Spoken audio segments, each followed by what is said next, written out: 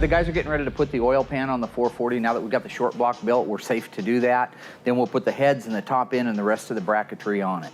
So Josh, do you know what the windage tray actually does? Yes, I do actually. It prevents oil from splashing up inside the crank. Which will cause drag on the motor. You're a little bit, no, doesn't, no.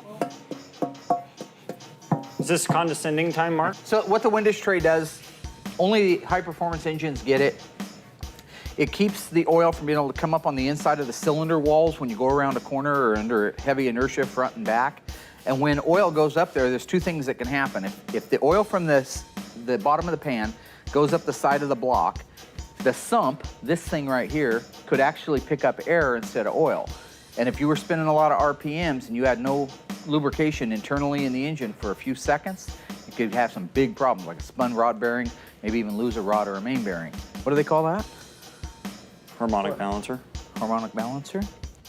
Is that for a steel crank engine or a cast iron engine? Cast iron? No. A cast iron Forged crank or a cast crank?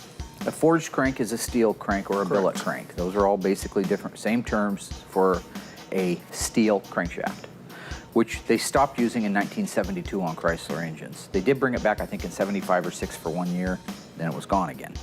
The cast iron crankshaft was externally balanced versus the billet, steel, or forged one we just have here, which is internally balanced. That means that when you rotate that crankshaft up, you see these little cuts out of this? Yeah. Those cuts are because that thing's been balanced, okay? It was heavy right here. It was 2 grams heavy or 3 grams heavy on the balancing machine, so they cut that out. And they cut that one a little bit, and if you rotated the rest of the engine, like here you see a little cut there and a little cut there.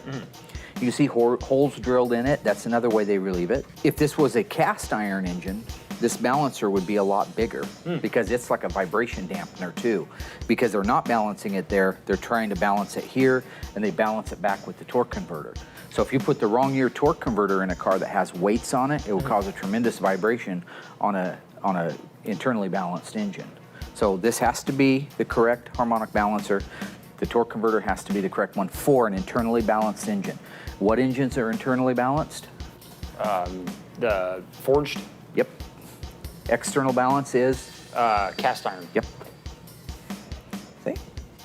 That's called educating people. Now, I know you're against that because you want to know everything. Yeah, but a 72 340 is externally balanced. So 72 is not the same on a small block and big block. Oh, I see. They actually went to the cast in 72, and they didn't go till 70, the actual production is 73. See?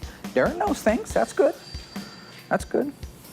When I'm trying to teach somebody like Josh something about the crankshafts, like the difference between forged and cast and what years that came into effect, I don't need Darren jumping on my coattails, okay? I don't need any passengers. I got plenty.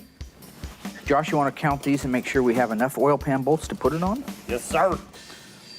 So this is an original oil pan bolt. They use this 23 marking on several other things, but definitely is for the oil pans. That marking needs to be on there if it's going to be the correct bolt that holds the oil pan on.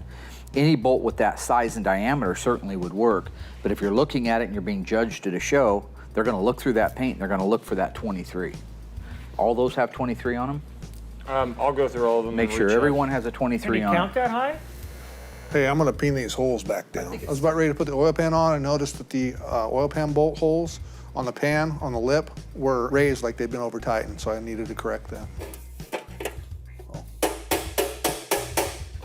That's a body man thing there. Yeah, that's a good idea. Occasionally, somebody will over tighten the bolts on the oil pan. Valve covers do the same thing, and it'll push this lip up to where this other part of the pan won't seal. Sometimes you gotta hammer those back down flat so that the pan will seat flat and you won't have an oil leak. Where's all your bolts, buddy?